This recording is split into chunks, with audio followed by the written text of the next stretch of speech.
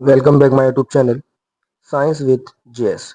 तो जैसा कि प्यारे बच्चों, हम क्लास 10th का सब्जेक्ट बायोलॉजी का चैप्टर नंबर 1 लाइफ प्रोसेस यानी जैव प्रक्रम पढ़ रहे थे, जिसमें हम अभी तक अपने 2 लेक्चर्स पढ़ चुके हैं, जिसमें हम अपना पोषण और मानव के पाचन तंत्र के बारे में पढ़ चुके हैं। और आज पढ़ने वाले हैं अपना तीसरा टॉपिक, जिसका नाम है रेस्पिरेशन, यानी जिसको हम श्वसन कहते हैं। तो आइए कोशिश करते हैं अपने हम इस टॉपिक को अच्छे से समझने की। सबसे पहले हम बात करते हैं इसकी परिभाषा के बारे में, यानी डेफिनेशन के बारे में। तो श्वसन वह प्रक्रिया है जिसमें जीव ऑक्सीजन का उपयोग करके भोजन, मुख्यतः ग्लूकोज से ऊर्जा प्राप्त करते हैं। यानी आप ये कह सकते हो कि श्वसन एक हमारी वह प्रक्रिया है जिसमें कोई भी जीव ऑक्सीजन गैस का उपयोग करते हैं और भोजन को तोड़ते हैं, और जिससे हमें ऊर्जा प्राप्त होती है। सरल शब्दों में आप कह सकते हो, भोजन से ऊर्जा प्राप्त करने की प्रक्रिया को श्वसन कहते हैं। यानी कभी आपसे अगर श्वसन की परिभाषा आ जाए पूछने को, तो आप सिंपल शब्द में ये कह सकते हो कि भोजन से ऊर्जा प्राप्त करने की प्रक्रिया को श्वसन कहते हैं।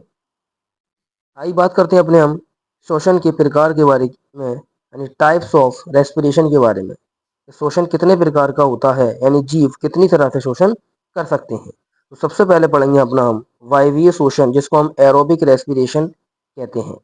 जैसा कि लिखा है, ये ऑक्सीजन की उपस्थिति में होता है। यानी जो वायवीय श्वसन है, वायवीय का मतलब वायु, वायु में सबसे ज्यादा ऑक्सीजन गैस की जरूरत पड़ती है श्वसन के अंदर। तो जो वायवीय श्वसन होता है वो ऑक्सीजन की उपस्थिति में होता है। दूसरा पॉइंट लिखा है, ग्लूकोज का पूर्ण अपघटन होता है। यानी वायवीय श्वसन के अंदर जो ग्लूकोज होता है वो पूरी तरह से टूट जाता है। तीसरा पॉइंट लिखा है, अधिक ऊर्जा उत्पन्न होती है, जिसमें लिखा है 38 एटीपी।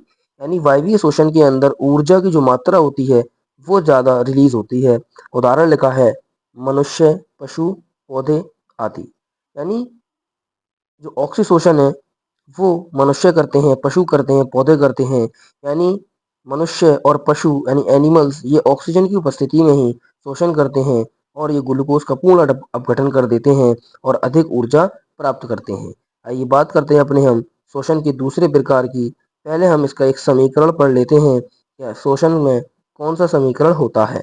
जैसा कि लिखा है समीकरण, तो सबसे पहले होता है C6H12O6। ये ऑक्सीजन की प्रेजेंस में टूटता है और CO2 की प्रेजेंस में टूटता है, और 6H2O प्लस ऊर्जा बना देता है। यानी ग्लूकोज हमारा ऑक्सीजन की प्रेजेंस में टूटकर कार्बन डाइऑक्साइड रिलीज करता है और वाटर रिलीज करता है, और ऊर्जा मुक्त हो जाती है। यही ऊर्जा हम अपने काम करने में लगा देते हैं। आइए बात करते हैं अपने हम श्वसन के दूसरे प्रकार की, जिसमें लिखा है हमारा अवायवीय श्वसन, यानी एनारोबिक रेस्पिरेशन के बारे में। तो जैसा कि लिखा है, ये ऑक्सीजन की अनुपस्थिति में होता है। यानी जो हमारा एनारोबिक रेस्पिरेशन होता है, इसमें ऑक्सीजन की जरूरत नहीं पड़ती। दूसरा पॉइंट लिखा है, ग्लूकोज का आंशिक अपघटन होता है। यानी इस श्वसन में ग्लूकोज पूरी तरह से अपघटित नहीं हो पाता। तीसरा पॉइंट लिखा है, कम ऊर्जा उत्पन्न होती है। जैसे लिखा है 2 एटीपी। यानी वायवीय श्वसन में 38 एटीपी बनते हैं, और अवायवीय श्वसन में सिर्फ और सिर्फ 2 एटीपी ही बनते हैं। उदाहरण लिखा है हमारा खमीर यानी ईस्ट, कुछ बैक्टीरिया। यानी ये हमारे अवायवीय शोषण करते हैं। ये हुए हमारे शोषण के प्रकार के बारे में। इसमें हमारा लिखा है शोषण का अवायवीय शोषण का समीकरण। इसमें क्या होता है, C6H12O6 ये टूट जाता है C2H5OH प्लस CO2 प्लस ऊर्जा में। यानी ग्लूकोज से अल्कोहल बनता है और CO2 बनती है और ऊर्जा बनती है। और ऊर्जा कितनी बनती है, सिर्फ 2 एटीपी बनते हैं। आगे हेडिंग है हमारी मनुष्यों में मांसपेशियों के अंदर। यानी हम बात करते हैं कि कभी कभी मनुष्यों के अंदर भी मांसपेशियों में शोषण हो जाता है, जिसकी वजह से लैक्टिक अम्ल बन जाता है। जैसा कि लिखा है, ऑक्सीजन की कमी में लैक्टिक अम्ल बनता है।